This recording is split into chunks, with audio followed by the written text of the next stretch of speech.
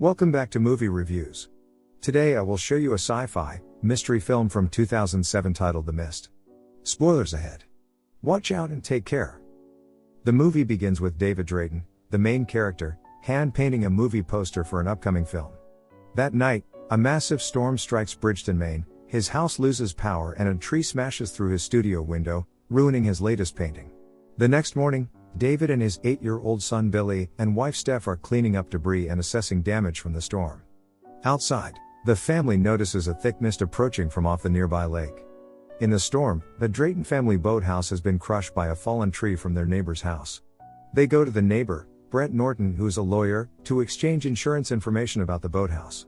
David notices that Brent's Mercedes convertible has been smashed by a falling tree. Brent asks David if he will be driving into town to pick up food and supplies and if he could get a ride seeing as the storm claimed his car. David says yes, and David, Billy, and Brent drive to town in David's SUV for the grocery store. While driving to the supermarket they view several electric company trucks heading in the other direction, and oddly, several dozen military vehicles heading to the military base. Upon arriving at the supermarket they find the store to be packed with people also stocking up on supplies. 3 military men in the store are on leave. The soldiers are approached by a military policeman to return to base and their leave has been suspended and they have 30 minutes to finish shopping. Later, a man, named Jeff Miller, flies into the market, bloodied and frantic. The man immediately begins screaming about something hidden in the mist that is attacking and killing people. Everyone looks outside, and the mist has now completely surrounded the grocery store and nothing can be seen outside of the store but white smoke. However, there is a lady who worries that she's left her 2 young children on their own at home. She wants to leave the supermarket to go home to check on them, and asks everybody to volunteer to accompany her. Nobody volunteers, so she leaves the supermarket on her own. David meanwhile realizes already that they will be spending the next several hours, if not days in the store, and goes to the back of the store to check the generator.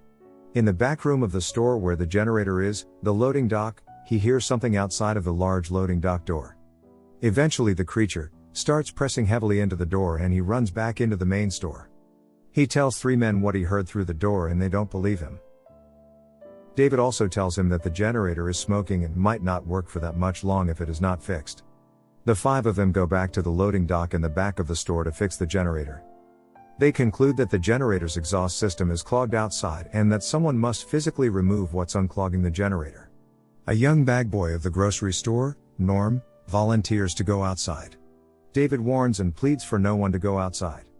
Norm and the other men ignore the warnings and open the large loading dock garage door. Upon opening the door the mist has become incredibly thick and begins slowly entering the loading dock. Before anyone can react, a large tentacle snags Norm's leg and pulls him under the door. He grabs the door and David pulls him back into the loading dock. Unfortunately several more tentacles follow Norm back into the loading dock and begin ripping flesh from his body. Bloodied and terrified Norm is dragged outside into the mist. David quickly grabs an axe and manages to chop off the end of one of the tentacles. The men are in shock and go back into the grocery to tell Brent what they've discovered, and to ask him if he has any idea what to do. Brent however lashes out at them, believing they are playing a joke on him by saying that monsters are dwelling in the mist. Brent believes that some of the townspeople are setting him up for a prank, and that no monsters exist. Brent says that he knows it's just a storm and that trying to joke about monsters is not going to work on him. He says that the men are trying to prank him because he was the lawyer who represented people who sued this grocery store and lost. David and the men though show Brent and several others the piece of tentacle that David had severed from the monster. Brent has already made up his mind though, and he says that it proves nothing and that the mist is nothing more than part of a storm. Brent organizes a group of people to leave the store to drive and find help, reassuring them that nothing is going to happen if they leave the store into the mist. One man says that when Brent and his group leave, he will go to the parking lot and retrieve a shotgun from another man's car who is too afraid to retrieve the gun himself, and he will bring the gun back into the store. David asks the man to tie a 300-foot rope around his waist, so that the people in the store will know that he made it at least as far as the rope goes. Brent and his group leave first. The man with the rope leaves right behind them. After a minute of silence, waiting for the man to come back with the shotgun, his rope begins pulling rapidly out of the store. David and several others try to hang on but suffer rope burn. Finally the rope stops pulling and David and the other pull on the rope. Eventually the rope starts coming back into the store red, covered in fresh dripping blood, and everyone in the store begins crying and screaming. The lower, severed half, of the man's body is still attached to the end of the rope. They decide not to pull the torso in and let it rest in front of the store. The remaining people assume that Brent and his group have also died, and they realize the only way to survive is barricade everything in front of the storefront. One of the store supervisors observes the entire front of the store as large glass windows. Then, 2 feet long insects begin landing on the windows of the store's front. The insects though are not the problem. It's the giant 6 feet pterodactyl-like predator birds that are now crashing into the windows that are alarming. The birds are killing the insects, but whenever a bird crashes into an insect resting on a window, the windows crack further. Eventually a bird shatters a window cleanly, allowing several insects to fly through the window. The insects attack and kill only a young girl, who is a worker of the grocery store and also a love interest of one of the military personnel, Private Jessup. The people use shovels, rakes, and sticks to beat and kill the insects, but 2 large bird creatures also enter the store. The first bird kills a man immediately upon entering the store and is in turn killed by being set on fire. The other bird is shot by Ollie, who wields a 6-shooter pistol. The fire used to kill the bird though also severely burns a man. He is burned so badly that he says that the pain is unbearable, and begs to be killed so and is suffering. David and those watching the burn victim tell him to hang on a little longer. David and his group set out to outside go to a nearby pharmacy in the shopping plaza to retrieve burn medicine, antibiotics, and painkillers for the burn victim. On the mission they encounter the military policeman who ordered the 3 military soldiers on leave to return to duty. The MP has been strung up in a spider's web and has large pulsing sores covering his body. Coughing and stuttering, he says that everything is our fault and that the military is responsible. The sores on his body then open up to reveal live spiders growing inside of them. David and his group see the source of the smaller spiders, several large 3 feet long spiders, and begin to retreat back to the grocery store. In the retreat they lose 2 people to the spiders. The large spiders have claws and fangs, but also shoot acidic webbing. 1 man dies from the webbing burning through his jeans and flesh, eventually bleeding to death. The other victim is surrounded and attacked by spiders and killed. David and his group make it back to the store, ask the soldier who came with them on the mission what the MP meant by it being the military's fault.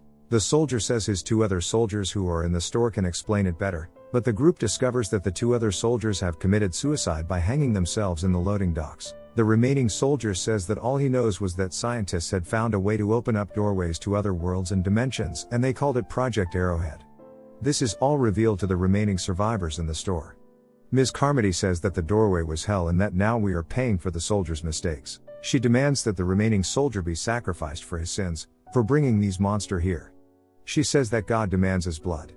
The soldier pleads that he was just a lowly solider and the scientists were the ones who did all of the experimenting. Ms. Carmody exclaims that we have tampered with God's power, we have split God's atoms, used God's stem cells and allowed abortions, and now those responsible must suffer. One of the men who has sided with her, lunges and stabs the soldier 3 times in the stomach.